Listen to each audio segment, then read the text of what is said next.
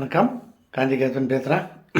இப்போ வந்து கோல்டு டைமில், அதனால் இன்றைக்கி வந்து நான் கொஞ்சம் வித்தியாசமாக எல்லாம் தெரிஞ்சது தான்.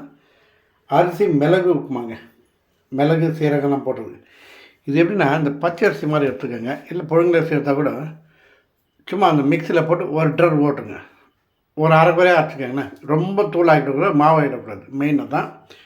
அப்புறம் மிக்சியில் மிளகு சீரகம், இந்த காஞ்ச மிளகாய் போட்டு மறுபடியும் அதை ஒரு தனியாக இது பண்ணிங்க. அது கூட கடலைப்பருப்பு கொஞ்சம், துவரம்பருப்பு கொஞ்சம். துவரம்பருப்பு ஒரு 4 போட்டு, கடலைப்பருப்பு ஒரு 8 போடலாம். போட்டு அதையும் இது பண்ணுங்க. அவ்வளோதான். போட்டு குக்கர் மாதிரி வச்சுட்டு பாருங்க. இப்போ ரெடி ஆகிடுச்சு. குக்கரில் ரெடி பண்ணிட்டேன். இப்போ இது பிளேட்டில் சர்வ் பண்ணிட்டேன் தான். ஓகேங்களா?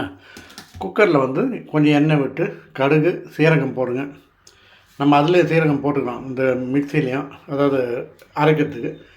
அந்த பவுடர் எடுத்து இதில் போடுங்க. கொஞ்சம் உளுத்தம்பருப்பு போடுங்க. போட்டு பெருங்காயத்தை போட்டு இதை லைட்டாக அப்படியே வதக்கிட்டு, இந்த நம்ம அரிசி இருக்கு இல்லையா, நொய், அரிசி இதை போட்டு அப்படியே பேட்டுருங்க. அது உப்புமா மாதிரி வச்சு நல்லா ஒரு 5 விசில் வட்டுங்க. சூப்பராகிடும். நல்லா பாருங்க, நல்லா ஜம்முன்னு இருக்கும். ஏன்னா இது வந்து இப்போ சீசனுக்கு தகுந்த இது. கொஞ்சம் இந்த மிளகு சீரகம் போடுறோம்ல, இந்த த்ரோட்டுக்கு நல்லா காட்டாக இருக்கும், நல்லாயிருக்கும். ஓகேவா? செய்யுங்க. கொஞ்சம் கருவேப்பிலை போட்டுக்கலாம். சட்னிலாம் வேண்டாம், இப்போ இப்படியே சாப்பிட்டா சூப்பராக இருக்கும். சூடாக சாப்பிடுங்க, அதான் மெயின். ஓகேவா?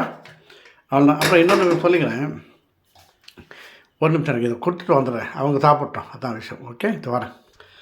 ஏன்னா அவங்க ஹாலில் இருப்பாங்க. சரி சாப்பிட்டுவேன், கொஞ்சம் சூடு நம்ம குக்கரில் இருந்து அப்புறம் எடுத்துக்கலாம் அப்படின்னு. அப்புறம் நம்ம இந்த கார்லலாம் பார்த்தீங்கன்னா என்னவா சூப்பராக இருக்கும்.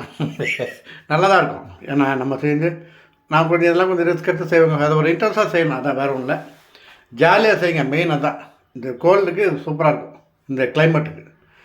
அதே மாதிரி இந்த கார்லலாம் எல் போர்டுன்னு சொல்கிறோம் இல்லையா, எல் போட்டால் லேர்னன்றான். அதே மாதிரி இப்போது 2-3 கார் பார்த்தேன், ஈன்னு போட்டிருந்தாங்க. கார் பின்னாடி அந்த பேக் அந்த கிளாஸ் ஈன்னு போட்டு ரவுண்ட் போட்டிருக்காங்க. சில சிம்பிளாக இருக்கும். டாக்டருக்கு அந்த ஸ்டெட்டோஸ்கோப் போட்டிருப்பாங்க, வக்கீலுக்கு அந்த டை மாதிரி போட்டிருப்பாங்க, அட்வொகேட் அப்படின்னு. அது மாதிரி சில சிம்பிளாக வைப்பாங்க. இது ஈன்னு போட்டாங்க.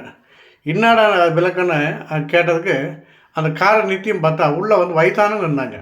அதில் டிரைவர் ஒருத்தர் இருந்தார். கேட்டது இல்லை தான், ஈ போட்டால் எல்டர்னு அர்த்தம் அப்படின்னாரு.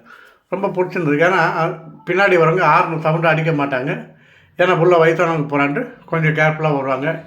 அவங்க டிஸ்டர்ப் பண்ணாமல் வர்றதுக்கு ஈன்னு போடுறாங்க, அதான் விஷயம். ஓகேவா? மற்றபடி அப்புறம் பார்ப்போம். பாய்.